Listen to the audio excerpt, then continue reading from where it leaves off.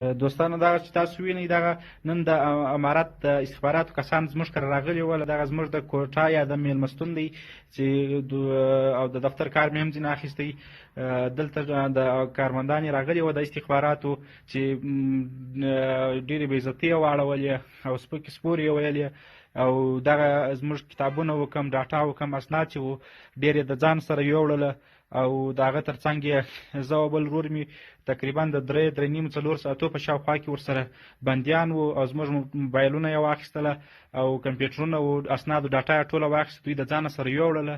موږ یې اوس بېرته را ایله کړلو چې دا تاسو وینئ دا زموږ د کښېنستو یا د اوسېدو وطاق وو چې دوی پر دغه حال باندې واړوئ او موږ ته یې بې عزتي را واړوله او بدې خبرې بد الفاظ یې راته کار کړل چې او د هغه پر څنګ کې زما بل ورور مطیع الله ویسا تر اوسه هم ورسره بندي دی. هغه تر شکنجه لاندې دی. د هغه په موبایلونو پسې راغلي وو چې د هغه موبایلونه او کمپیوټر او نور اسناد یې راکړه او څه شانس یې پیدا کړه هغه یې ټول ورسره یوړه د ځانه سره.